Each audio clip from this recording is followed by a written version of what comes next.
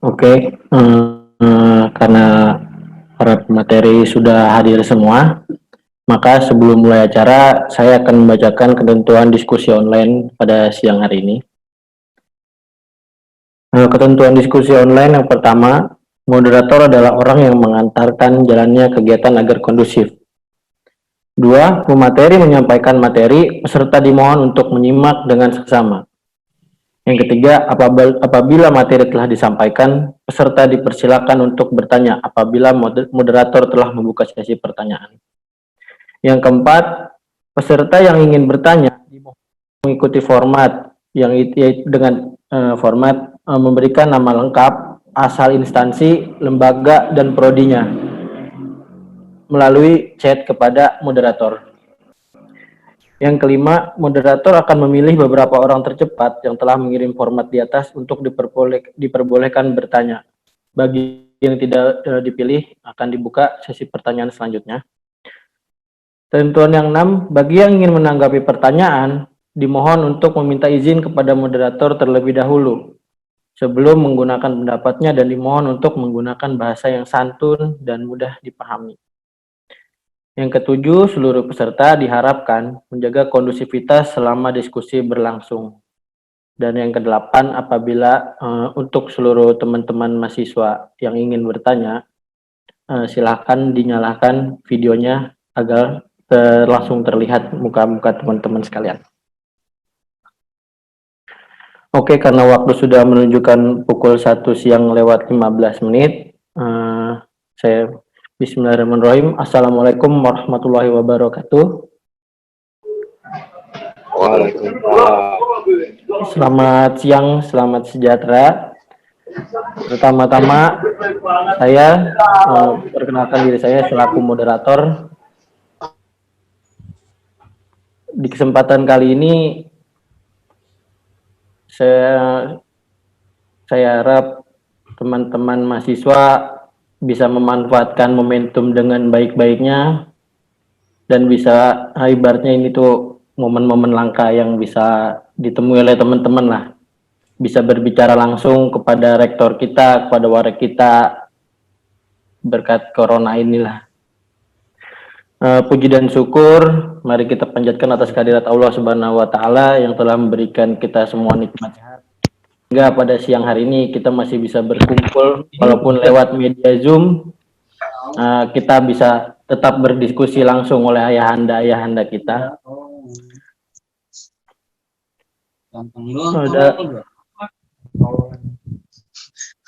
Biasa pendekar jelek. Pengalaman. Dalam masa-masa pandemi ini kurang lebih sudah 3 bulan terakhir, sudah terhitung 4 bulan semenjak masuk ke Indonesia. Masa pandemi ini banyak menyebabkan porak-porandanya perekonomian di seluruh dunia yang mengakibatkan banyak dari kalangan masyarakat, terutama menengah ke bawah, yang langsung merasakan dampaknya begitu drastis. Dikarenakan banyaknya dari orang-orang tua teman-teman mahasiswa juga mungkin yang sebagian mengalami PHK atau menurunnya pendapatan dari hasil bulanan. Mungkin untuk mempersingkat waktu yang dikarenakan sudah mulai semakin siang, saya persilahkan kepada Ayahanda Dr. Riyandi untuk memberikan statementnya dan juga Bapak Rektor kita Ayahanda Profesor Saiful Bahri SAMH, dipersilakan. Pak Rektor, biar langsung nanti kita menyimak dan mengikuti saja dulu ya. Ya, baik Pak.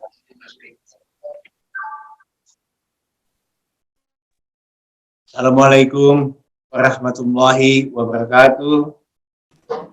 Waalaikumsalam warahmatullahi wabarakatuh. Waalaikumsalam warahmatullahi wabarakatuh. Bismillahirrahmanirrahim. Dan saudara mahasiswa yang saya cintai dan berbahagia, kita tidak terasa.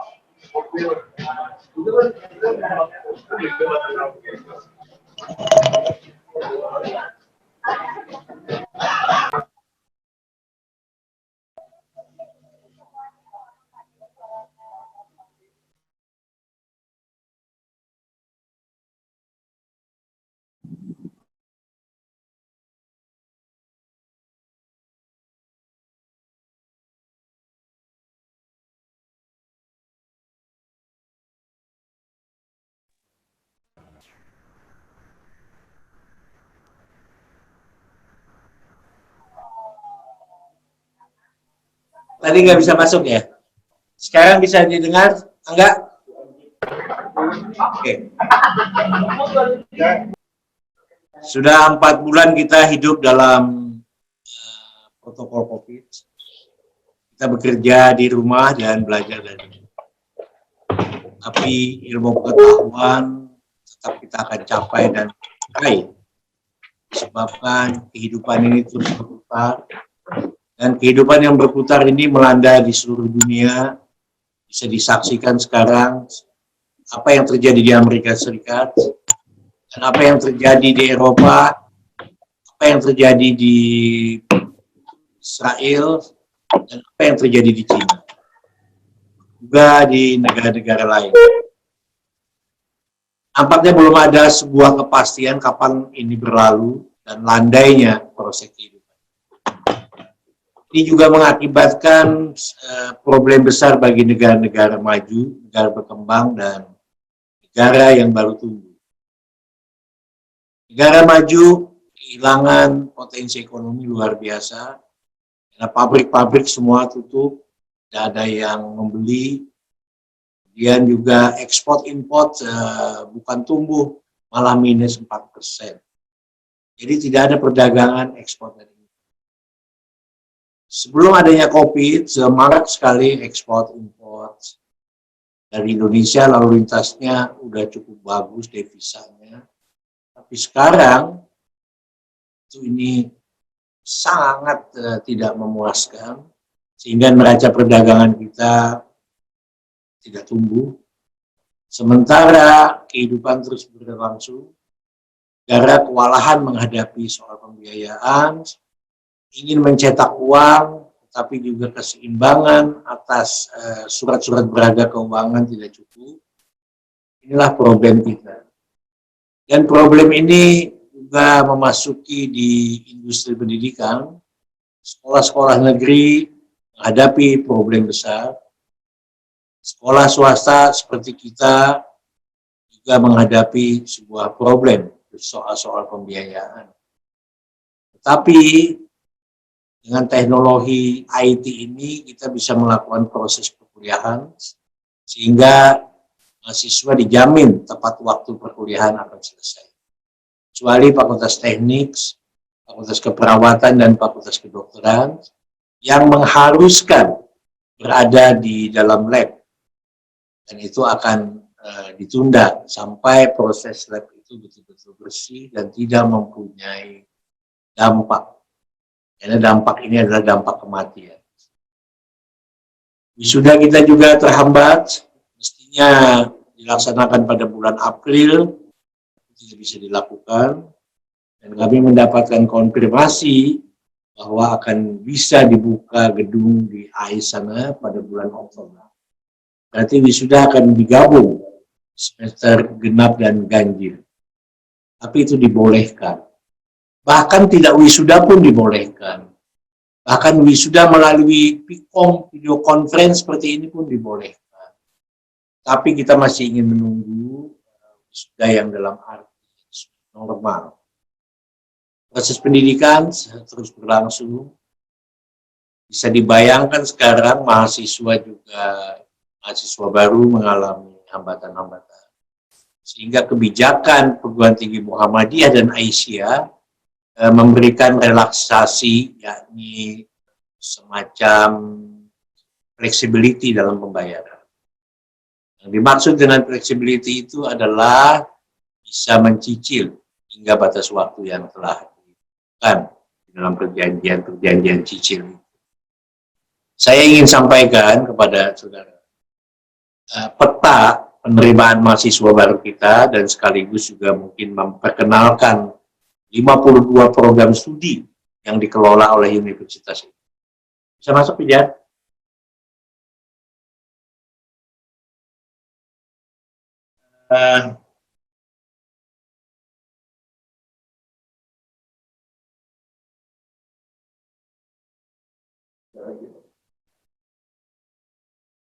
Hasil sementara mahasiswa baru tahun akademik ganjil ini 2020 dan 2021, Fakultas Ilmu Sosial dan Ilmu Politik itu terdiri 6 prodi, yakni prodi kesejahteraan sosial, prodi administrasi publik, ilmu politik, ilmu komunikasi, S2 ilmu administrasi dan komunikasi.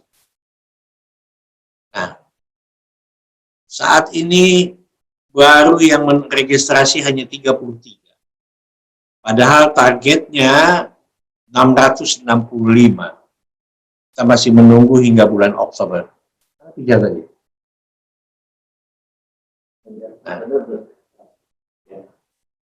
selanjutnya Fakultas Hukum terdiri dari 2 prodi, baru registrasi 39. Ada foto kawinan balat, foto apa ini dipasang? Membuat Pak Mujiono mau menikah lagi. Presiden Ben sudah menikah belum? Belum, Prof, belum. Ya, segeralah menikah. Ampun.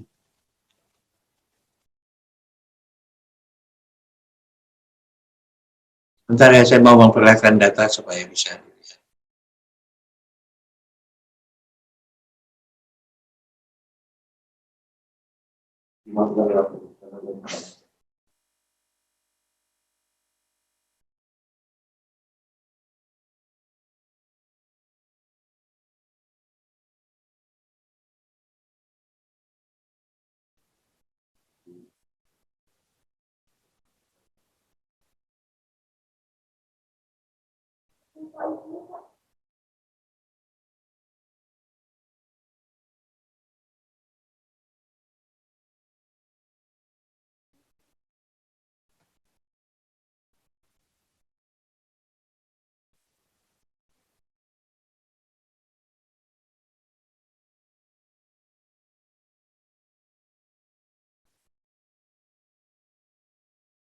Oke, nanti bagian ini saya akan jelaskan. Ada satu asumsi dari L2 Dikti, lembaga penyelenggara perguruan tinggi di DKI, bahwa di sinyalimen dengan COVID ini akan berlangsung 2 semester, berarti akan terjadi kemunduran. Hampir 80% perguruan tinggi di Jakarta itu akan bangkrut. Karena nyangkut kesulitan ekonomi dari mahasiswa, orang tuanya. Ini mungkin sekaligus akan melihat ISIP itu targetnya adalah 665 mahasiswa. Dan kita lihat ada 3 yang berakreditasi, sedangkan akreditasi B itu juga termasuk akreditasi yang baik. Fakultas Hukum ada rencana 3 prodi, ada prodi S3, tapi sekarang sedang ongoing perizinannya. Kalau dalam 1 bulan ini bisa tuntas semuanya, maka akan menerima S3 di Fakultas Hukum. Kemudian S2-nya daftar baru 16, akreditasinya masih B, menunggu asesmen. Mudah-mudahan bisa dapat A. Untuk S1-nya akreditasinya A, dan ada 23 mahasiswa yang sudah terregistrasi. Dan saudara, Fakultas Hukum, Fakultas Ekonomi yang akreditasinya A, itu nilai jualnya untuk di Tarumanegara maupun Trisakti ataupun Bina Nusantara itu senilai 85 juta. masuk. Kita hanya 13 juta kurang lebih. Berarti terjadi sebuah gap bahwa sama-sama akreditasi A, tetapi harga jual kita hanya diberikan tarif sekitar 13 juta. Ini suatu problem. Kita akan terus membangun fisik dan sumber daya manusia. Bisa dicatat untuk Fakultas Hukum, jumlah dokternya lebih banyak di UMJ dibandingkan dengan Taruman Negara. Kami akan mencoba dengan infrastruktur yang ada ini untuk bisa menaikkan akselerasi untuk mahasiswa baru, tidak mahasiswa lama. Mahasiswa lama seperti Saudara Guntur tadi ada saya lihat, itu tetap dengan harga itu. Namanya Guntur R. Putra. Oh, ada 3 orang.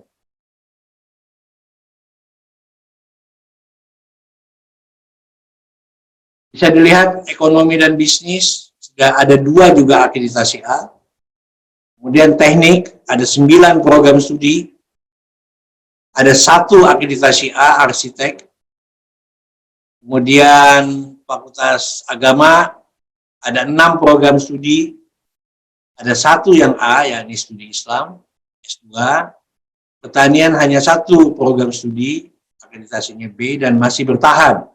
Jadi hanya ada 3 fakultas pertanian di DKI, di Jakarta, salah satunya adalah UMJ.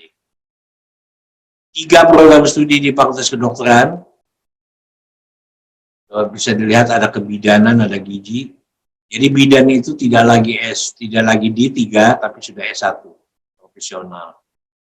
Ilmu pendidikan ada 8 program studi, kita bisa lihat masih ada 0. Untuk pendidikan teknologi informasi, prodi baru, dan teknologi pendidikan S2, masih 0. 9 ilmu keperawatan. Lanjut. Kita bisa lihat ada 6 program studi. Masih ada 2 program studi yang kosong. Dan yang terakhir adalah Kesmas, Kesehatan Masyarakat. Ada S1, S2.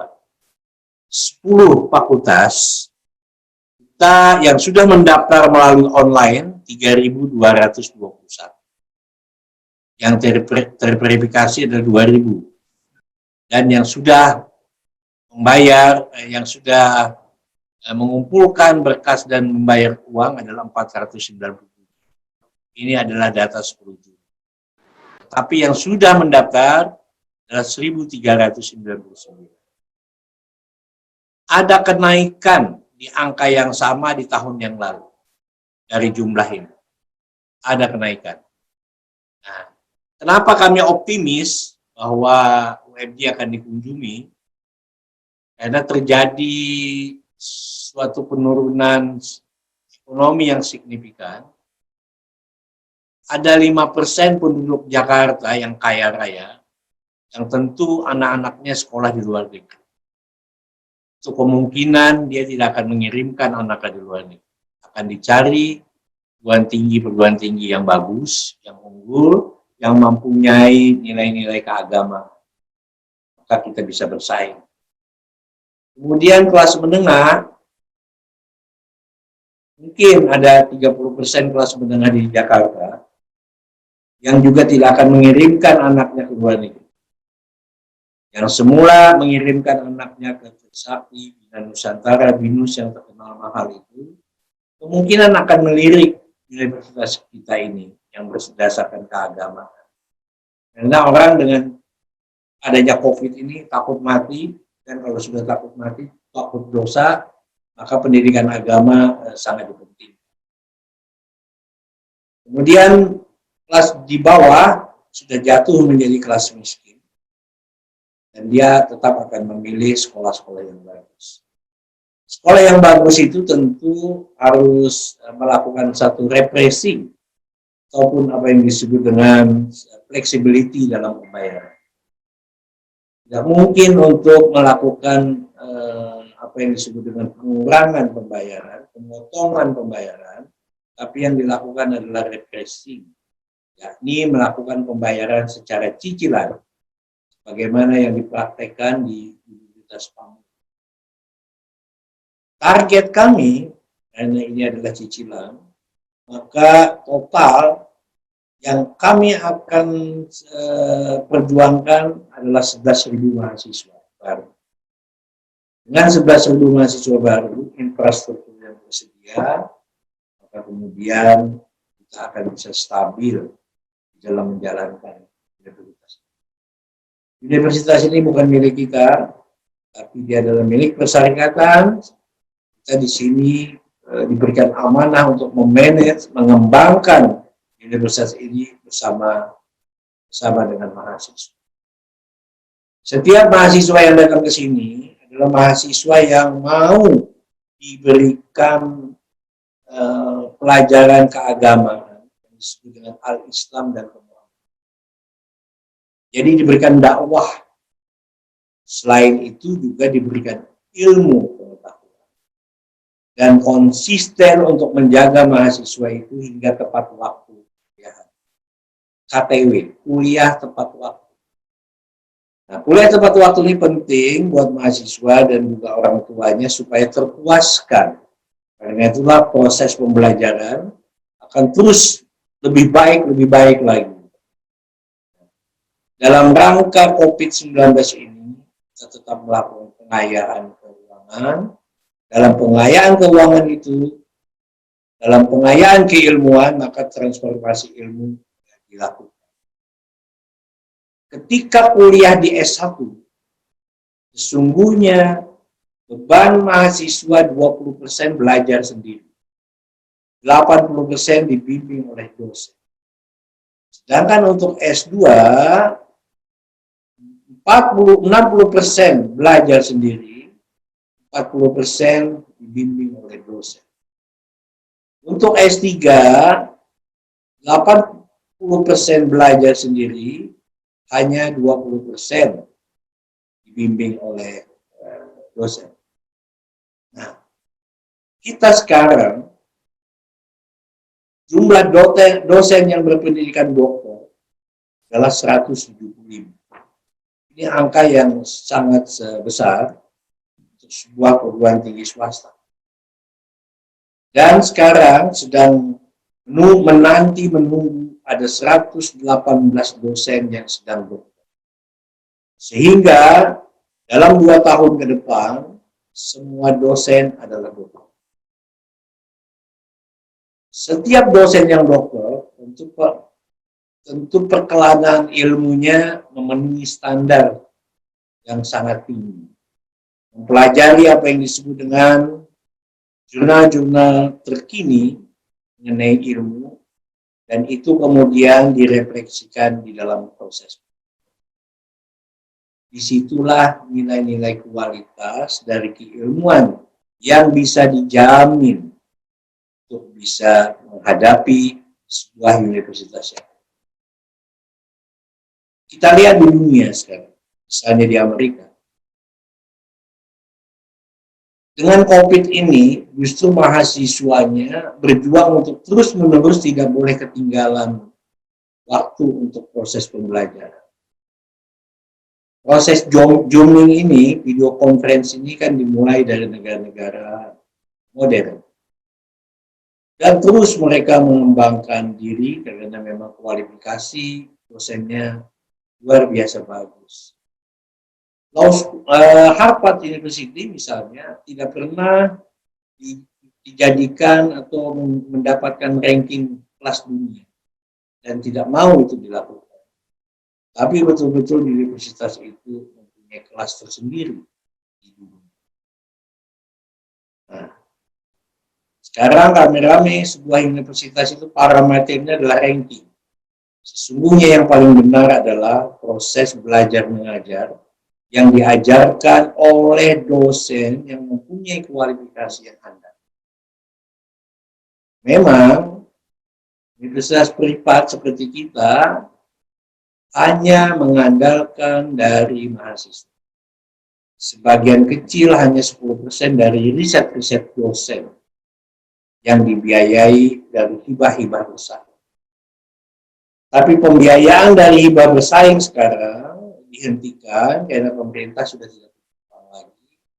Pemerintah sekarang konsentrasinya pada penyembuhan penyakit, menjaga kesehatan, kedaruratan kesehatan, sehingga triliunan didedikasikan uang itu. Kalau tahu disalahgunakan itu urusan lain. Tapi konsentrasinya adalah untuk itu. Sehingga dana-dana 20% semestinya untuk pendidikan tidak diberikan. Jadi perguruan tinggi negeri maupun swasta sama nasibnya sekarang, mengandalkan rotasi keuangannya. Jadi bukan hanya kita dampaknya, tapi juga UI, Gajah Mada, ITB, mempunyai dampak yang sama dalam pengelolaan. Tapi kreativitas, inovasi yang dilakukan dalam model pembelajaran terus itu digalakkan. Di sisi lain memang terjadi kekurangan keuangan bagi hampir seluruh perguruan tinggi di Indonesia. Ini adalah tantangan. Jadi kita hidup dalam tantangan itu, dan hidup dalam tantangan, ya semua orang harus tidak boleh bersedih, tidak boleh sakit hati, hadapi itu dengan rasa optimis. Karena hanya dengan rasa optimis dan menjaga kesehatan, ya, menjaga kesehatan pikiran, stabilitas intelektual, maka insya Allah kita akan bisa unggul. Dengan keunggulan inilah kita bisa mencapai, karena bersama-sama kita akan memajukan keilmuan yang kita miliki, dan juga memajukan institusi ini, memajukan persyarikatan, dan terus akan bisa memberikan kontribusi buat bangsa dan negara. Jadi ada salah satu kunci yang paling utama bagi kita, dosen, mahasiswa, siapapun yang terlibat dalam proses di perguruan tinggi ini harus sehat. Sehat itu tentu menjaga fisik kesehatan, dan juga menjaga pikiran-pikiran, agar pikiran itu menjadi jernih, pikiran yang baik, pikiran yang positif. Tidak ada hasrat pikiran-pikiran yang merusak peradaban ilmu. Dan itulah kita semua diuji oleh problem kedaruratan kesehatan ini. Dan hebatnya lagi, kedaruratan kesehatan ini adalah bencana non-alam, bukan bencana alam. Bencana non-alam yang mendunia. Jadi, negara-negara di dunia sekarang ini sama-sama miskin. Ada yang nggak punya uang, ada yang punya uang banyak, tapi nggak punya sumber daya lain-lain, tidak ada ekspor, impor. Beberapa negara di Eropa yang mengandalkan pada perdagangan-perdagangan langsung, pangan, dan lain-lain tidak mendapatkan asupan. Orang-orang di Amerika yang kaya raya juga antri untuk mendapatkan makanan gratis. Ini luar biasa. Negara kaya, negara superpower, negara yang mendeklarasi sebagai polisi dunia, sekarang juga tidak berdaya. Bagaimana dengan kawasan kita di sini? Banyak orang yang tidak mampu, dan sudah lama orang tidak mampu. Sekarang sama-sama semua yang tidak mampu, ya. Tapi kita masih bisa, industri ketahanan pangan kita masih bisa menopang. Masih bisa menopang kehidupan kita. Kita tidak berkelahi karena kurang makan. Masih belum. Dan inilah kita akan menghadapinya hanya ada satu cara, yakni berusaha dan berdoa. Demikian juga universitas kita ini, yang kemungkinan potensial yang kami sugesti dengan daya upaya yang luar biasa, menaikkan jumlah mahasiswa baru capai 11.000. Sehingga stabilitas pengaturannya akan sangat mungkin bisa dilakukan. Tetapi kalau sedikit yang hadir di sini untuk berkuliah, maka ini akan menjadi gangguan besar. Dan itulah saya mengharapkan ada suasana harmonis yang bisa dipelihara dalam proses. Tidak ada narasi-narasi negatif. Jadi narasi yang ada ini adalah narasi positif. Bagaimana membangun kebersamaan. Bisa kita bayangkan sekarang, Universitas Muhammadiyah yang paling banyak jumlah program studinya adalah UMY. Karena universitas ini paling tua di antara universitas lainnya. UMY hanya ada 21 program studi, sehingga mudah yang ramping bisa mencapai akreditasi A unggul. Persoalannya kita sekarang tidak lagi berpangkal tolak kepada unggul, tapi kualitas. Jadi caranya UMY adalah kualitas segala-galanya. Tentu yang paling penting saya tadi beberapa kali sampaikan adalah kualitas dosen dan juga pembenahan infrastruktur. Kemudian juga mahasiswanya. Kita tidak bisa lagi terjebak pada kegiatan mahasiswa-mahasiswa masa lalu. Dan kita sudah cukup pengalaman yang lalu bahwa ternyata terjadi sebuah proses yang tidak baik dalam masa-masa pemilihan presiden masa lalu. Sehingga sesuatu yang bersifat heroistik itu sebetulnya masih ada tertinggal di universitas. Saya karena itu ingin mengajak saudara-saudara untuk bisa bersama-sama membangun universitas. Apabila tidak mau bersama-sama, tinggal saja di rumah. Tidak perlu melakukan agitasi. Tidak perlu. Sekarang Presiden BEM, sesuatu yang nyata dilakukan adalah masak-masak, berikan sedekah pada kaum duafa. Itu yang mesti kita lakukan. Karena hanya bersedekahlah kita bisa membuat hidup kita menjadi sehat. Kira-kira ini yang bisa saya sampaikan dan persilahkan pada pimpinan mahasiswa untuk kita berdialog. Tidak usah panjang-panjang, langsung saja kepada masalahnya. Saya ingin persilahkan Saudara Guntur ini mahasiswa Fakultas Hukum ya? Betul? Betul? Baik. Nah, coba saya ingin Anda bicara bentar aja. Ya, baik. Terima kasih Bapak Rektor yang saya mengikuti aktivitas akademika. Memang permasalahan saat ini kita dirundungi bencana bersama ya, COVID-19, yang dimana segala perekonomian baik dari segala aspek juga turun. Memang yang saat ini banyak teman-teman yang mengadu ke saya masalah terkait makan kita apalagi bayar kuliah dan lain-lain. Saya memang di Fakultas Hukum itu Pak Rektor selaku ketua angkatan juga gitu. Makanya saya berpikir bagaimana caranya untuk menyampaikan aspirasi teman-teman. Karena memang jujur Pak Rektor, ketika kami melimpahkan permasalahan ini ke fakultas maupun ke unit, sedikit responnya Pak Rektor. Hanya saya pun juga bingung kemana mengadu Pak Rektor. Nah, hentikan bicara itu. Sekarang apa yang Anda usulkan? Itu langsung saja apa yang mau disampaikan?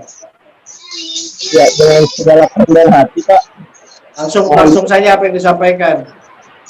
Mohon dipertimbangkan Pak, dispensasi permohonan biaya pengurangan Pak dengan yang menurun Pak. Oke, saya nyatakan tidak ada pengurangan biaya kuliah, tetapi yang ada adalah membayar cicilan. Saudara Guntur juga sudah salah, kenapa harus buat macam-macam? Ya, Anda harus tepat waktu. Saya tahu di belakang Anda siapa. Oke, Guntur, saya sudah paham apa yang disampaikan. Silahkan lagi yang lain, karena saya mau cepat. Yuk, dari teman-teman, silakan yang ingin bertanya, silakan ajukan di chat.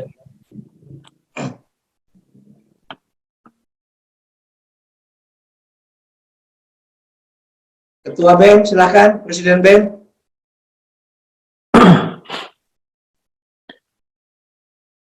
Presiden BEM silakan. Ya, Prof. Silakan. Oh, makasih Prof atas waktunya. Terima kasih juga untuk Pak Misriandi selaku Watek. Terima kasih sekali karena hari ini sudah dipertemukan dalam silaturahmi halal bihalal yang kemudian kita bicara soal tantangan dan harapan kampus. Jadi sebenarnya Prof persoalan-persoalan di kalangan masyarakat sudah banyak juga Prof yang sudah mengeluh. Berlari-lari di taman Dikeluarkan ini, siapa ini? Bener aja ada yang begitu anjing. Dikeluarkan. Jadi mau. Lanjut. Ya Prof, jadi persoalan-persoalan soal bayaran, soal belajar online yang kemudian hari ini menjadi masalah, mulai misalnya internetnya yang bilang biayanya kurang misalnya, karena waktu itu dikasih hanya Maret, April, Mei gitu Prof. Jadi karena bulan Juni, Juli belum, jadi banyak juga keluhan dari teman-teman mahasiswa untuk belajar online. Bahkan juga ada evaluasi soal pembelajaran online, bagaimana harus dari pihak dosen memberikan kreativitas sehingga pola-pola pengajaran yang kemudian diberikan bisa masuk dengan baik ke mahasiswa. Itu soal belajar online. Yang kedua Prof, ini keluhan dari teman-teman mahasiswa juga. Saya hanya ingin menyampaikan ke Prof, ya mungkin Prof juga sudah tahu soal ini, yaitu tentang bagaimana tadi salah satunya Saudara Guntur yang bicara soal pengurangan biaya, tapi dari kami pun sudah terus melakukan upaya-upaya, terus berkomunikasi dengan Pak Warek 3 pada waktu bulan puasa kemarin, pada Senin kemarin, bahwa ternyata di kampus kita juga memiliki sedikit problem-problem juga. Makanya untuk pengurangan biaya, kata beliau, nanti bisa dikoreksi, kecil kemungkinan untuk bisa dilaksanakan. Tapi dari pihak rektorat mengupayakan bagaimana bisa ada win-win solution. Semoga dari pihak rektorat dan juga mahasiswa juga bisa sama-sama merasakan kebermanfaatan daripada Perserikatan Muhammadiyah. Karena ini juga dampaknya ke mahasiswa, ke dosen, ke karyawan, dan lain-lain. Karena banyak pertimbangan juga kalau misalnya hari ini dilakukan pemotongan bayaran, segala macam. Dan itu juga saya sudah sampaikan ketika melakukan rapat koordinasi bersama BEM-BEM fakultas, karena suara-suara protes dari bawah sudah banyak, dan alhamdulillah kita sudah rapat 3 kali membicarakan soal bayaran Prof.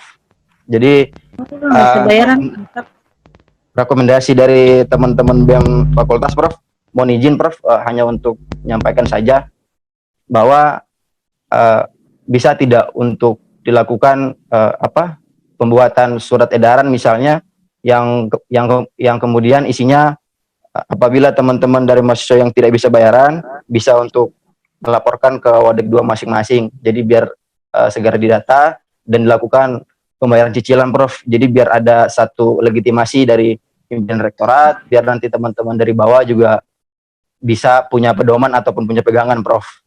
Kira-kira begitu Prof. Terima kasih sebelumnya. Oke, kan saya sudah sampaikan yang kita lakukan adalah flexibility pembayaran.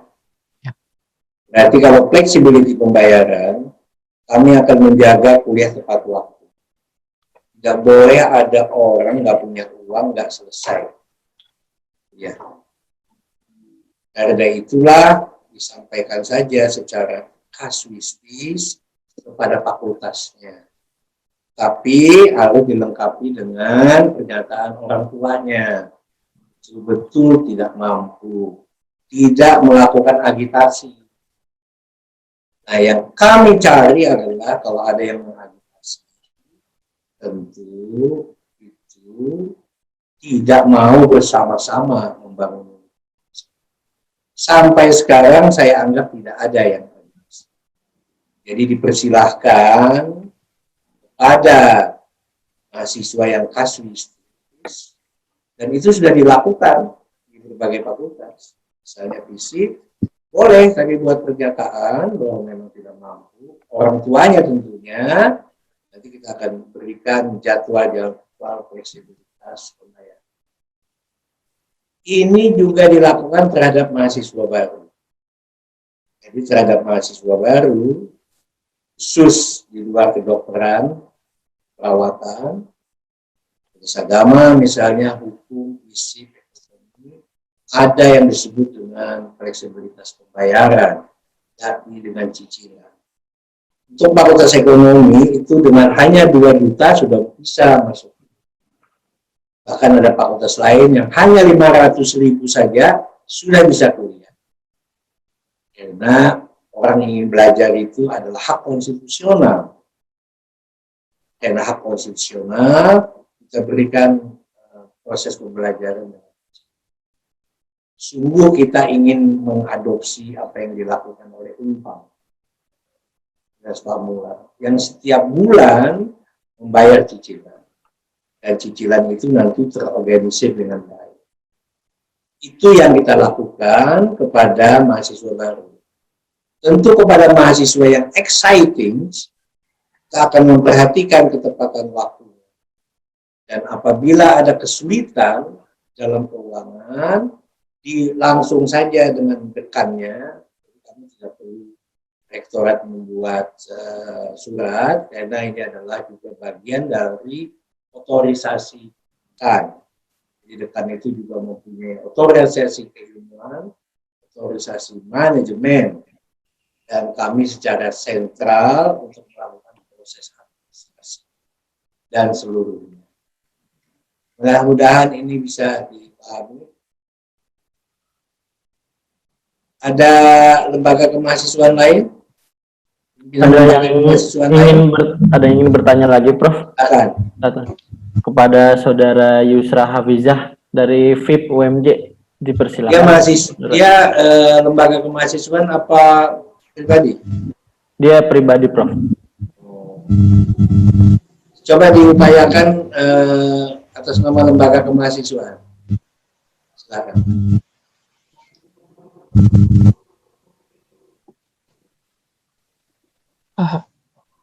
Assalamualaikum. Silakan. Ya, perkenalkan Prof, nama saya Muhammad Kevin Zen dari mahasiswa Fakultas Hukum. Kebetulan saya juga dari Ketua Laskum. Silakan. Surat itu nggak bisa dipotong. Iya, di rumah aja, jadi nggak perlu menampilkan wajah keluar-keluar, Prof. Oke, lanjutkan. Semester berapa? Iya, Prof. Jadi sekarang saya semester 4. Lanjut.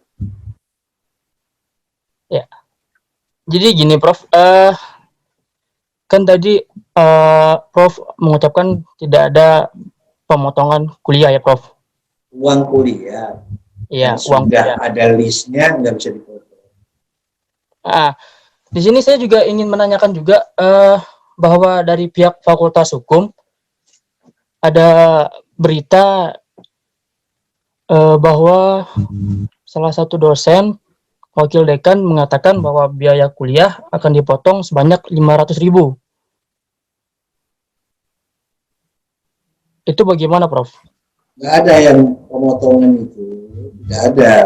Yang ada itu kalau mahasiswa baru punya uang 500.000 boleh berkuliah di Fakultas Hukum.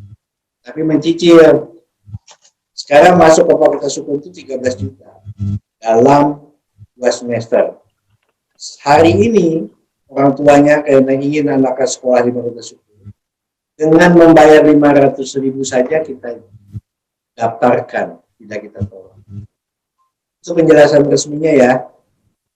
Oh, tapi di sini perkataan dari dosen tersebut tidak begitu, Prof.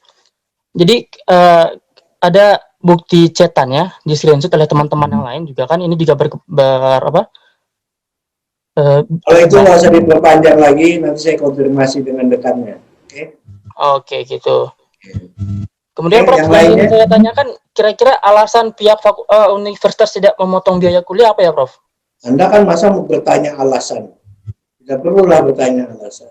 Enggak, kalau kita berbicara hak dan kewajiban antara universitas dan mahasiswa kita kan tidak menggunakan fasilitas kampus. Lalu sekiranya apa yang menjadi alasan kira-kira tidak ada sedikit pun biaya pengurangan dari universitas gitu, Prof? Pertanyaan kamu didasari oleh siapa? Nggak ada, Pikiran pribadi. siapa?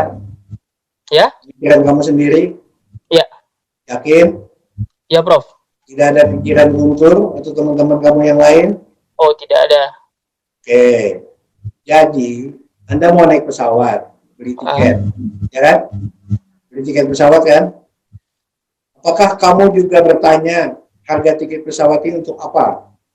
Bayar pilotnya, untuk bayar pramugarinya, untuk beli bensin. Apakah lazim pertanyaan itu? Saya tanya dulu. Lazim apa enggak? Bisa diulangi, Prof? Suara Prof agak kejauhan.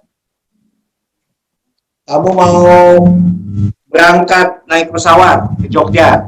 Oke, paham? Ya. Apakah kamu bertanya biaya untuk ke Jogja 1 juta itu bertanya untuk bayar gaji pilot, bayar pramugari, isi uptour, sewa pesawat, apa perlu kamu bertanya tentang itu?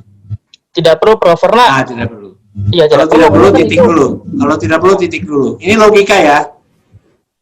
Logika berpikir. Nah, demikian juga dalam proses pembelajaran di kampus ini. Mahasiswa yang secara logikanya tadi bilang bahwa belajar dari rumah itu tetap saja biaya perkuliahan itu ada. Biaya ada kredit di bank tetap dibayar. Dan pemasukan pada mahasiswa juga berkurang. Oke? Jadi saya sampai di situ saja jawabannya. Nanti kalau lebih jauh lagi bisa datang ke dekannya untuk memberikan penjelasan. Dan pulsa kan diganti. Biaya-biaya pulsa kan diganti. Oke? Oke, siapa tadi nama kamu?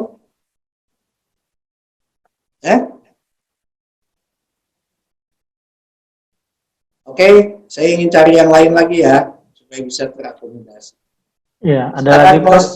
Ya, silakan. dari Saudara Afif Zul Afkar dari Prodi Manajemen dari Kelembagaan Himpunan Mahasiswa Manajemen. Kepada Saudara Afif dipersilakan. Ya, Prof. Izin bertanya, Prof. Ini kamu himpunan ya? Iya, saya dari Himpunan Mahasiswa Manajemen Fakultas Ekonomi dan Bisnis. Kan sekarang di universitas lagi ngadain UMJ Store tuh, Prof. Ya. Nah, di situ mahasiswa-mahasiswa, terutama saya dari ekonomi ya, Prof. Jadi teman-teman yang punya berbisnis bisa atau tidak tuh menitipkan barang di situ atau juga berbisnis di situ kayak gitu tuh, Prof. Jadi ada tempat untuk mewadahi kami mahasiswa-mahasiswa Fakultas Ekonomi untuk mengembangkan bisnisnya gitu, Prof, dalam universitas ini gitu. Terus tadi mohon maaf motong juga, kalau saya tadi perumpamaan dari Prof yang terkait pesawat tadi nggak apple to apple, Prof, terkait kita lembaga, bukan lembaga bisnis, kita lembaga pendidikan tapi disamakan dengan lembaga bisnis. Saya kurang masuk sih tadi untuk logika perbandingannya kayak gitu, Prof. Makasih. Oke, cukup, Prof. Jawab yang Makasih. pertama ya. Kalau itu pendapat kamu soal apple to apple itu adalah sebuah cara berpikir filosofis. Yang saya inginkan adalah tidak boleh juga bertanya proses. Jadi kalau kita ingin membeli sesuatu, soal apple to apple bayar kuliah dengan pesawat, kita membeli tiket kan tidak lazim bertanya dengan apple to apple, itu salah paham lagi. Tidak lazim bertanya di counter itu, ini 1 juta ini untuk apa? Berapa harus bayar gaji karyawan? Kemudian juga yang lain-lain kan enggak sesuatu yang tidak mungkin bisa ditanyakan. Bukan apple to apple, kalau to apple membandingkan. Saya ingin mengajak berpikir filsafat supaya mendalam. Oke, yang pertama tadi itu UMJ Store itu adalah koperasi karyawan. Kami ingin membuat itu banyak, tidak hanya itu, kalau memang berkembang. Sehingga konsinyasi terbuka. Siapa saja yang ingin menitipkan barang dagangannya, silahkan. Diatur oleh satu manajemen, yakni manajemen koperasi. Di dalamnya tidak hanya berjualan, tapi juga berjualan buku ajar. Jadi setiap, makanya disebut store. Ya. Jadi juga untuk membeli sesuatu apa yang dimaksud dengan pengayaan keilmuan. Semua buku-buku ajar dosen kita kumpulkan lalu ditaruh di sana sehingga mahasiswa bisa membeli. Kita sedang upayakan bagaimana kartu mahasiswa itu bisa didebit kalau belanja di UNBIS. Karena itulah apapun, siapapun yang mau konsinyasi silahkan.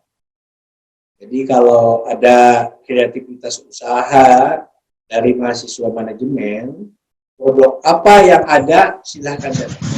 Tidak perlu membayar ongkir, tidak perlu.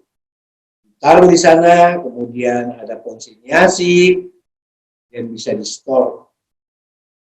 Nah, logikanya adalah setiap lingkungan kita di sini akan memanfaatkan UNBIS, terutama dosen-dosen dan karyawan, yang jumlahnya hampir 1.000 lebih dosen dan karyawan, sehingga dia bisa belanja beras dan lain-lain, dibayarnya 1 bulan, dipotong dengan gajinya. Ini kemudian kalau menjadi anggota koperasi, tentu nanti akhir tahun akan mendapatkan pembagian hasil, karena itu adalah koperasi karya. Mahasiswa dari komponen mana saja yang ingin juga menjual merchandise-nya, misalnya gantungan kunci, jilbab, apapun, silahkan di sana. Dititipkan, nanti ada bagi margin, bagi hasil tanpa punya modal, dalam arti untuk mempunyai kantin atau apapun tidak perlu lagi. Jadi kita bisa melakukan modernisasi terhadap. Kalau ini besar, tentu nanti setiap fakultas punya fakultas store, misalnya FEB store, buka di sana. Fakultas hukum store, silakan buka. Dan juga berkolaborasi dengan mahasiswa. Sehingga mahasiswa sejak dini belajar entrepreneur, bukan untuk mencari uang sementara, tapi belajar entrepreneur. Karena sesungguhnya mahasiswa yang akan sukses dalam kehidupan bukan mahasiswa yang nilai indeks prestasinya 390 ataupun 4, tapi kecerdasan di dalam mengelola logika spiritual. Dimaksud sebagai logika spiritual adalah bisa bersahabat, bisa berkomunikasi, jadikan sahabat dan teman-teman ini sebuah investasi. Tapi biasanya yang paling pintar pada masa lalu berkuliah itu, biasanya kecerdasan spiritualnya tidak didapatkan. Sangat egoistis. Dan kemudian mereka-mereka ini akan menjadi dosen ataupun resiter ataupun pegawai negeri. Sedangkan yang kurang pendidikannya, maksudnya IP-nya biasa-biasa saja, tapi pergaulannya meluas, dan pergaulannya itulah tidak ada cacatnya, dan baik-baik hubungan dengan siapapun, itu yang disebut dengan entrepreneur. Mereka-mereka itulah yang cerdas. Mereka yang sekarang di dunia entrepreneur sesungguhnya dulunya tidak begitu pintar sekolah, tapi mengembangkan otak kanannya dalam rangka menata kehidupannya, menata pergaulannya, dan juga menumbuh kembangkan intelektualnya, dan intelektual yang dikembangkan adalah spiritual, agama dan demikian catatan. Silakan lagi yang lain.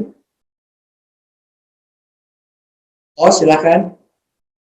Ya, bagi teman-teman yang bertanya bisa kirim data dirinya via chat ke moderator. Ada yang ingin bertanya lagi?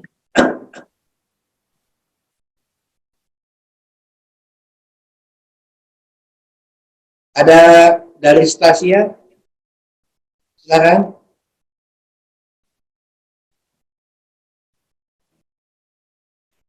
Sekarang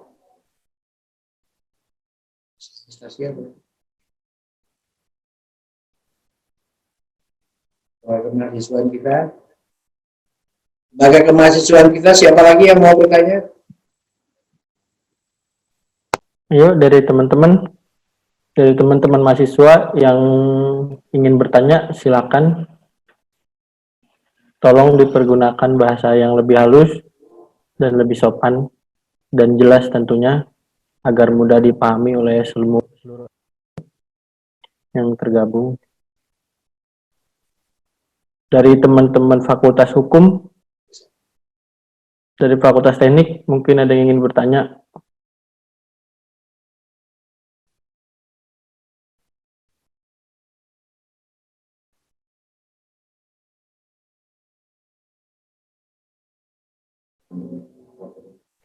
Iya, Saudara Agus dari Fakultas Teknik, Prof. Ada yang ingin bertanya? Silakan. Ketua BEM-nya Fakultas Teknik, Prof. Silakan. Ya, Assalamualaikum warahmatullahi wabarakatuh. Waalaikumsalam. Waalaikumsalam. Iya Pak, saya cuma sedikit jelasin yang tadi analogi Bapak bahwasannya kita naik pesawat dengan harga 1 juta terus kita menanyakan duit 1 juta itu. Tapi kalau itu Mas Agus, itu tutup aja dulu, nggak usah lagi dikembangkan. Itu adalah wacana filosofis saja. Oh, oke. Polemik ya. Oke. Polemik. Ya Pak. Lanjut. Jadi gini, yang dimaksudkan kembali lagi dengan sistem kuliah daring, aktivitas mahasiswa yang hanya di rumah saja, yang saya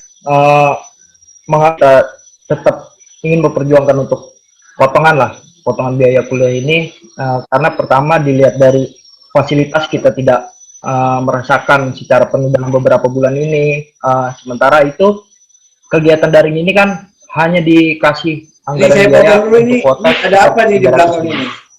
Mas Agus, ini di belakang ini ada apa? Ada salib ya? Apa di belakang saya lagi di ini? kantor soalnya. Hah? Kantor siapa? Iya, saya soalnya lagi di luar, lagi di kantor. Kantor siapa? Kantor sendiri?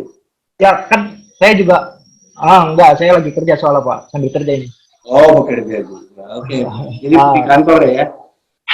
Iya. Oh, ada salib. Iya kan, ya gimana Pak, namanya kita kerja sama orang kan. Oke, saya udah pahami. Ada lagi yang mau tambahkan? Ya, mungkin itu aja sih Pak. Kita tidak mengharapkan lebih untuk potongan beberapa persennya. Seenggaknya kita bisa lah merasakan dari dampak COVID ini, bahwasannya banyak orang tua mahasiswa yang terkena dampak dari pekerjaannya mereka. Ya, saya cukup dapat apresiasi dari Bapak tentang pembiayaan kuliah yang dicicil. Tetapi kalau dari Fakultas Teknik sendiri kan, untuk biaya uang kuliah tunggal pun sudah dicicil tuh dari 9 juta dicicil menjadi ada yang 5 bulan, ada yang 6 bulan. Nah, dari situ pun kita tidak merasakan fasilitas dalam beberapa bulan ini, yang kembali lagi kita hanya dapat subsidi kuota sebesar 300.000. Nah, mungkin dari beberapa mahasiswa masih banyak yang mengeluhkan soal pembiayaan kuliah ini, Pak. Jadi ya coba untuk siapa tadi namanya? Agus. Salah dikasih. Anda siapa namanya tadi? Ya Agus. Agus Dwi, Pak. Agus itu jangan mengatasnamakan mahasiswa. Coba atas nama diri sendiri aja dulu. Anda merasa keberatan? Ya kan karena kan saya sudah jangan berilustrasi. Coba, apakah Agus mempunyai kemampuan untuk membayar? Ya, Pertanyaan saya. kalau dari angkatan saya sih, saya rasa tidak terlalu berat ya Pak. Karena yang Lagi angkatan 2017 belajar. ke atas. Enggak, saya mau tanya, kalau Pak Agus berarti berat untuk membayar ya? Ya kalau dilihat dari pandemi ini sih menurut saya juga keberatan sih Pak. Ya kalau keberatan itu kan diajukan kepada rekannya. Mohon bisa pengurangan. Kalau cuma Agus sendiri, ya saya bisa carikan jalan untuk mendapatkan dari lasismu. Bisa kita berikan. Selama ini ada mahasiswa akhir yang tidak mampu membayar skripsinya, diajukan, kemudian kita bayar melalui lasis. Zakat infak sedekah. Yang itu dibayar dari gaji dosen dan karyawan, terkumpul, dan itulah digunakan untuk membantu mahasiswa. Itulah, begitu Agus. Jadi kalau tidak mampu, bikin saja, nanti ada kebijakan Ya. untuk diambil dari dana lasis. Oke? Bisa dipahami? Oke, Kemudian yang lain saya bisa silakan. ngobrolin dengan Dekan ya Pak. Ya, dengan dekan bisa, tapi ada syaratnya, mesti orang tuanya mengetahui kemampuan. Oke, baik. Anda kan bekerja Terima kasih, dapat Pak. duit, kan Anda dapat duit kan kerja di kantor. Oke, dipahami ya. Ini karena emang dengan pandemi ini alhamdulillah sih Pak, masih saya juga baru. Ya, Pak. Terima kasih Pak atas tanggapannya. Oke, silakan yang lain. Izin masuk Pak. Silakan. Siapa ini? Assalamualaikum. Perkenalkan saya Zafa dari FEB Pak. Dari Fakultas manajemen ilmu Fakultas Ekonomi dan Bisnis Pak. Oh, FEB. Iya betul Pak. Prodi apa? Manajemen Pak. Anda ikut dalam himpunan, mahasiswa himpunan FEB? Ikut dalam himpunan. Iya betul Pak. Oke, silakan. Ikut serta dan ikut andil. Assalamualaikum warahmatullahi wabarakatuh, Bapak Rektor yang saya hormati. Saya ingin menanyakan tentang, tentunya dengan keilmuan kami yang tentang ada perekonomian Pak, ada satu hal yang memang perlu dipertanyakan dari teman-teman dari FEB tentunya nanti. Dan Kamu aja yang tanya, jangan mewakili lain. teman-teman. Halo? Yang bertanya pribadi, kamu saja, pribadi jadi nggak juga. usah mewakili teman-teman. Baik Pak, dari pribadi juga seperti ini Pak. Ya, silakan. Sebetulnya memang mungkin sudah diulas dari awal, cuma yang saya belum dimengerti saat ini adalah ketika kita tidak bisa menikmati fasilitas selama beberapa bulan, namun kita harus membayar fasilitas yang belum kita menikmati sama sekali seperti itu, Pak. Dengan harga yang sama. Sebetulnya misalkan kita tidak bisa menikmati fasilitas yang ada ketika kita terbiasa untuk bisa mengikuti kuliah seperti biasa, dan sekarang kita tidak bisa menikmati fasilitas tersebut, tentunya apa yang akan kita bayarkan harus egaliter seperti itu, Pak. Harus sama dengan taraf dan fasilitas yang ada dengan apa yang kami rasakan seperti itu, Pak. Dan yang menjadi banyak keluhan khususnya saya pribadi yang sekarang ada di kampung saat ini, yang memang belum ada. Anda di kampung mana? Di Madura, Pak. Oh, di Madura. Di Madura. Ya. Oke. Dan pada saat ini pun Anda di Madura kan tetap ikut kuliah kan? di Madura saya kuliah, cuma saya tidak bisa menikmati fasilitas yang ada di Nggak usah kampung. nikmatin kota Madura aja, sorry. Nikmatin kok. Ya. Yang dimaksud fasilitas ini apa? Nah, seperti ini, Pak. Kuliahan kan seluruh dunia pakai Zoom. Tidak lagi pakai ada fasilitas bergaul, bertemu. Derajat fasilitas ini kan sama. Pengetahuan yang didapatkan dari proses Zooming kan sama. Sebentar lagi kan Anda akan ujian ujian semesteran pada bulan Juli kalau tidak salah. Bulan Juli. Saudara kan ikut dalam proses ujian melalui Zooming, e-learning kalau di ekonomi bisnis itu. E-learning. Kemudian sebentar lagi Anda dapat nilai. Nilainya, nih fasilitasnya, nilainya dijamin kalau ikut khusus perkuliahan minimum dapat B. Anda dapat fasilitas. Anda menginginkan sebuah proses nilai itu akhir ujian atau fasilitas datang ke kampus, jalan-jalan, ngobrol di taman yang indah di Fakultas Ekonomi dan Bisnis. Ini yang mesti dipikirkan. Dan semua orang di dunia saat ini kuliahnya Zoom. Paham? Semuanya di dunia ini zooming dan mudah. Yang penting Anda dapat nilai di bulan Juli dan Agustus September registrasi untuk kuliah berikutnya. Sekarang semester berapa? Semester 6 insya Allah, Pak. Semester 6. Tidak terganggu untuk semester 7. Kalau zooming ini 3 tahun lagi, Anda bisa sarjana. Tepat waktu di 4 tahun. Tetap aja di Madura, tapi Anda sarjana. Oke? Karena dimungkinkan sekarang ujian skripsi melalui zooming. Ujian S2 melalui zooming. Ujian S3 melalui zooming. Bahkan anak saya kemarin, SMP, tamat, tidak pakai ujian. Langsung atas dasar rapot, langsung naik. Sekarang masuk SMA. Dan zooming lagi. Jadi Anda tetap baik-baik aja di Madura, jaga kesehatan, fasilitas, sudah ada nilai, besok yang penting mengikuti. Berarti apa yang akan saya bayarkan nanti untuk nilai yang ada seperti itu, Pak, dengan ditukar dengan nilai dengan Kan harga Anda yang sama yang mau jadi fasilitas. lulus kan, jadi mahasiswa kan harus lulus tepat waktu kan? Iya, menjadi manusia yang semanusianya seperti itu, Pak, mahasiswa yang berbudi Ya, pekerti juga, harus Pak. tepat waktu. Kami menjaga Anda tepat waktu kuliahnya. Makanya kami tidak akan tunda-tunda proses belajar mengajar ini. Tidak ditunda-tunda. Kan enak kan kalau 2 tahun lagi Anda tetap di Madura, kemudian sarjana ekonomi dan bisnis. Enak nggak? Nanti kalau wisudanya pakai zooming lagi, nggak perlu datang lagi. Nggak perlu beli tiket pesawat yang mahal itu. Nggak perlu menanyakan berapa harganya dan sebagainya. Ini logika-logika saja. Oke, saya ingin menyapa yang lain. Terima kasih. Sama-sama, Pak. Ya. Doakan saya sehat ya, kamu juga sehat. Kan kamu juga sehat. Silakan yang lain, host. Silakan. Ya, dipersilakan untuk teman-teman yang lain. Ingin bertanya. Bertanya, moderator. Silakan masuk. Saudara Putut selaku Gupmanya FISIP. Assalamualaikum. Assalamualaikum, Prof. Saya dari BEM FISIP. Saya Ketua BEM FISIP UMJ. Siapa Ya, dekan FISIP sekarang? Dekan FISIP Pak Makmun. Kamu nggak tahu lagi kemarin pemilihan siapa yang ditunjuk? Menang. Calon terkuat Pak Dr. Makmun. Oke. Ada tiganya siapa?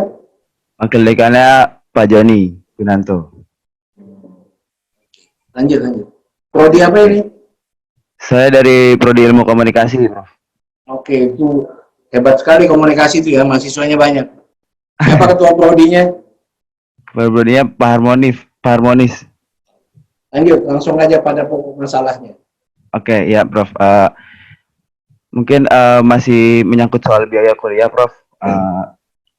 Apakah bisa dipertimbangkan lagi soal pemotongan biaya kuliah? Karena kalau kita melihat di FISIP sendiri, untuk biaya kuliah itu memang ada keringanan di UAS dari minimal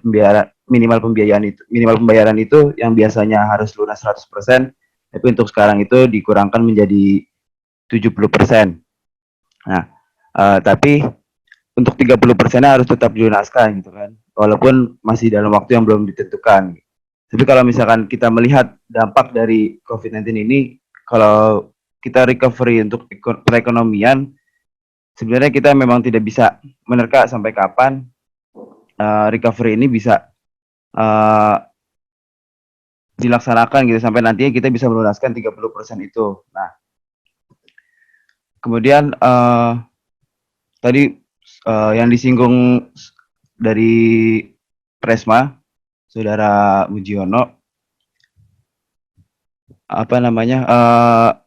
belum bisa memutuskan untuk mengurangi biaya kuliah karena memang ada problem sendiri di universitas. Mungkin kalau boleh tahu, Prof, problem apa yang memang bisa membuat pembiayaan kuliah ini tidak bisa dikurangi gitu, Prof? Terima kasih Prof. Mungkin itu Prof. Itu pertanyaan tadi juga sama juga. Jadi kan kalau yang pertanyaan itu saya sudah kunci dengan landasan doktrin filsafat. Ya, secara umum saya sampaikan bahwa membranding universitas ini sejak saya menjadi rektor 5 tahun yang lalu itu memakai pembiayaan pihak bank. Dengan melakukan pembayaran pembangunan ini melalui bank, maka prediksi pemasukan dari fakultas-fakultas sudah ditentukan.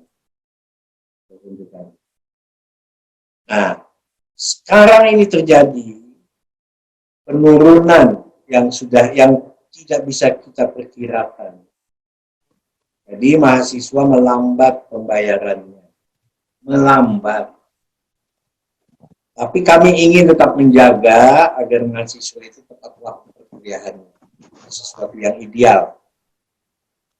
Sehingga proses pembayaran kepada pihak ketiga juga terganggu dalam prediksi.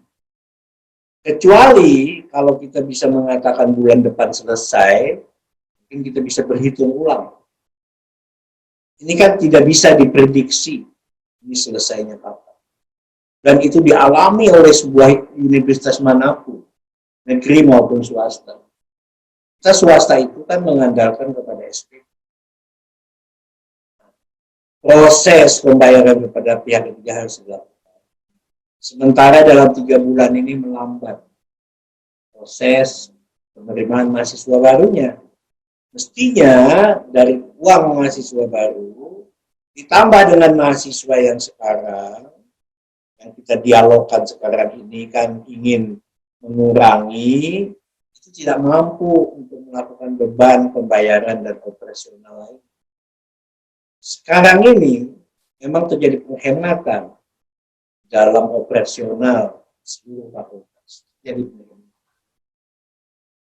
nah, penghematan ini juga tidak mendapatkan akselerasi untuk bisa dari penghematan itu membayar cicilan kita. Itu persoalan. Dan karena itulah kita tidak mendesain untuk memberikan diskon pengurangan uang kuliah. Sejak awal tidak ada desain itu.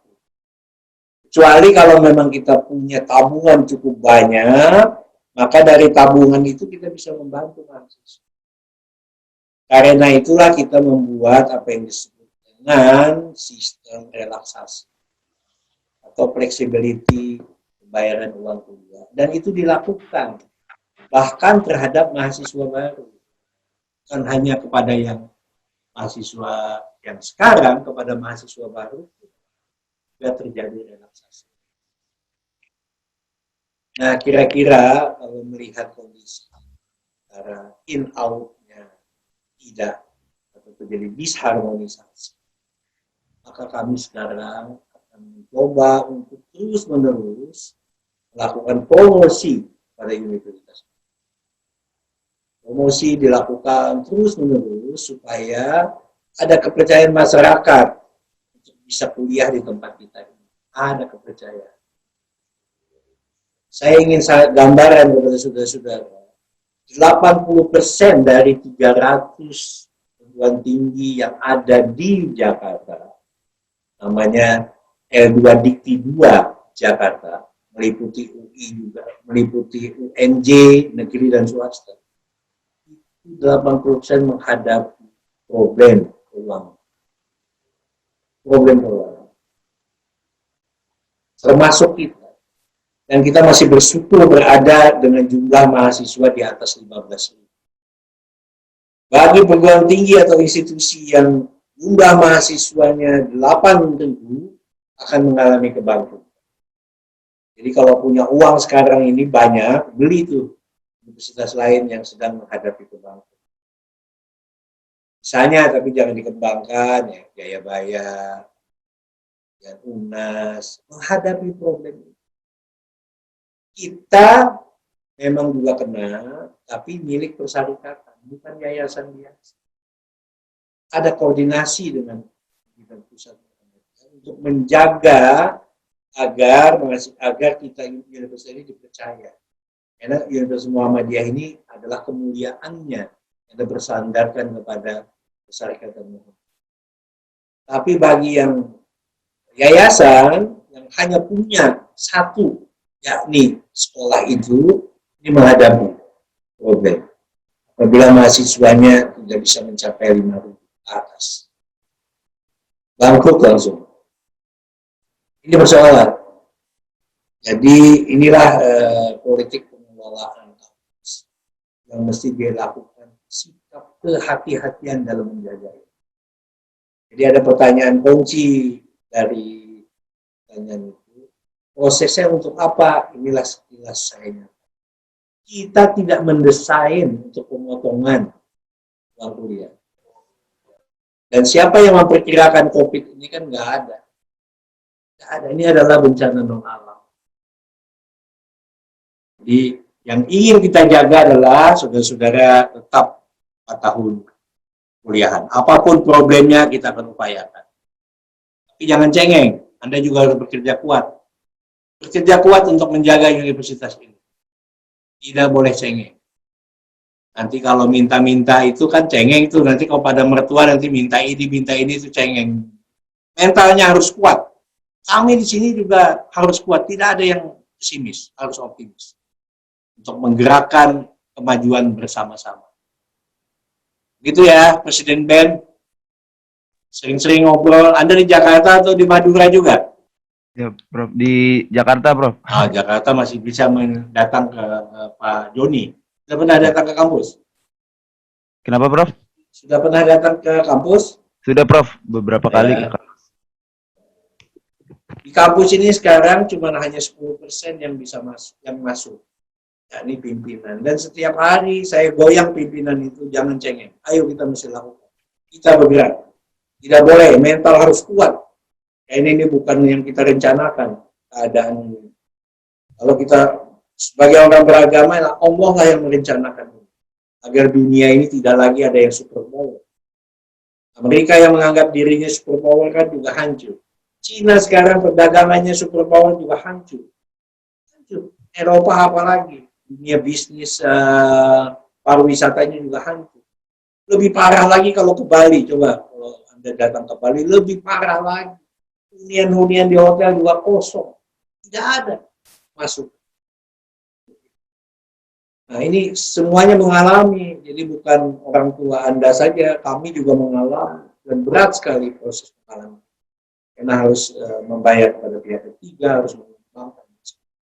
Karena itulah kami sudah dihentikan pembangunan saat ini. Sudah dihentikan, tidak ada lagi biaya-biaya untuk pembangunan. Termasuk FISIP, kampusnya hebat banget, tapi di dalamnya kan nggak bagus ya di dalamnya. Sedang diperbaiki. Nah, itu kita hentikan dulu sementara sampai ini semuanya stabil. Oke? Siap, Prof. Terima kasih, Prof. Jangan cengeng, kuat. Nanti dapat jodoh juga yang kuat. Oke? Siap, Prof. Terima kasih. Silakan kepada host yang lain. Saya ada waktu cuma 5 menit lagi nih. Nanti kita sering-sering aja, mungkin 2 minggu sekali ya kita bersilaturahim seperti ini, saling menguatkan mental. Tiap hari, Prof. Tiap hari janganlah. Saya masih ada pekerjaan lagi. Ya, ayo dari teman-teman sekalian, mungkin masih tersisa satu pertanyaan lagi. Saya ingin sepakati kita menyapa proses seperti ini ya 2 minggu sekali. Assalamualaikum Pak. Jadwalkan oleh BEM ya 2 minggu sekali. Baik Prof. Izin Pak. Guntur masih ada pertanyaan? Pak. Nggak, Guntur pertanyaannya nanti 2 minggu akan datang aja. Tadi kan sudah kesempatannya. Iya Pak, betul jelasin Pak. Demi Allah, Prof. suara ini nggak ada tunjangan dari siapa-siapa Pak. Gitu. Ya udah, lupakan. Jadi saya mengetahui Guntur tidak ada yang menunggangi, lupakan, tapi 2 minggu lagi kita dialog. Oke, mudah dipahami. Presiden mahasiswa, tolonglah bantu aspirasi teman-teman. Sekali lagi ngomong ke Pak Rektor, gimana Pak Mujiono. Kalau ngomongnya tuh jangan kayak gitu, memaksa gitu. 2 minggu lagi nanti kita akan bicara. Oke, untuk Tolong dengarkan dulu, Prof. Nggak usah, saya udah paham. Nanti 2 minggu lagi kita bicara. Jadi dengan saya jangan memaksa. Sekali-kali kamu ngikutin saya ya, Guntur ya. Prof, Prof izin Prof, saya Prof. Terakhir Prof, Siapa? terakhir. Siapa? Mujono terakhir. Silakan. Iya, makasih Prof atas jawaban-jawaban, makasih juga atas pertanyaan-pertanyaan dari mahasiswa yang saya lihat secara garis besar itu mempersoalkan soal bayaran karena orang tua kena PHK, secara finansial itu terjun bebas lah Prof. Akhirnya semua orang mengeluhkan hal yang sama. Tadi sempat kami dalam bentuk rekomendasi ke Pak Prof soal tentang kuota internet, mungkin saja itu bisa ditambah, sehingga karena kuota ini ketika ditambah itu akan mengurangi biaya kuliah. Oke, langsung saya jawab, kuota internet akan kita tambah. Oke, Nanti makasih Prof. dikoordinasikan dengan Warai 3 ya, Pak Misrin. Oke Prof. Yang kedua Prof, terakhir Prof, terakhir. Yang kedua, mungkin bisa Prof untuk dikeluarkan suatu edaran resmi yang itu dari rektorat untuk orang-orang yang bisa bayar, bisa untuk segera mendata dan mungkin juga bisa untuk dimediasi untuk ke Lajismu Prof. Jadi biar untuk orang-orang yang nggak bisa bayaran bisa mendapatkan. Nggak usah kamu mengatur itu, langsung saja kepada dekan. Nanti dekan secara resmi langsung ke rektorat baru disposisi ke Lasismu. Oh, itu mekanismenya. Jadi siap, bukan Prof. kamu yang mengatur. Oke? Oh, ya. Siap Prof. Ya, oke. Gimana Prof? Gini Prof. Ya, jadi gunanya surat edaran itu Prof. Jadi biar teman-teman nggak perlu lagi pakai surat edaran, langsung eksekusi, langsung disampaikan kepada dekan. Paham? Paham Prof. Oke, kita mau fleksibel aja. Siap Prof. Makasih. Ya, oke. Ada apa lagi? Saya kembalikan ke host karena waktu saya masih ke tempat lain. Ada zooming di tempat. Dari teman-teman mungkin cukup dari sesi pertanyaan kali ini. Sebelumnya terima kasih untuk seluruh narasumber yang sudah tergabung dan menyediakan waktunya pada siang hari ini, dan juga seluruh teman-teman mahasiswa yang sudah menyempatkan hadir dalam diskusi online sekaligus ajang halal bihalal bersama pimpinan rektorat. Saya mau usul dari host. 2 minggu lagi kita akan ketemu dalam sebuah tema yang lain. Kalau ada setelah tema yang lain selesai, baru kita bicara hal-hal yang sifatnya. Baik, Prof. Nanti kita akan mengetahui kualitas dari proses pembelajaran melalui COVID. Ini kan penting. Dan saya akan hadirkan pihak lain nanti yang memberikan pengayaan keilmuan. Jadi bukan hanya kami. Iya, baik, Prof. Kesimpulan yang bisa saya tangkap dari diskusi siang ini, di masa pandemi ini banyak yang meluluhlantahkan perekonomian di seluruh negara, yang dimana banyak dari masyarakat menerima dampak yang sangat besar, terutama untuk kalangan menengah ke bawah yang jadi buruh lepas, mungkin di Indonesia sebagai seperti ojek online atau segala macam. Maka dari itu memberikan dampak yang cukup signifikan lah untuk perekonomian di Indonesia terkhususnya. Dari pimpinan UMJ sendiri sudah berupaya sedemikian rupa untuk mengatur bagaimana supaya proses perkuliahan ini tetap berjalan dengan lancar dengan segala upaya-upaya yang telah dilakukan. Adanya masukan-masukan dari teman-teman semua bisa dirasakan langsung atau memang itulah unek-unek dan apa masukan dari teman-teman. Ini adalah realita yang memang mesti kita hadapi secara bersama-sama. Maka dari itu kita juga perlu melihat dari kacamata objektivitas kita semua gitu.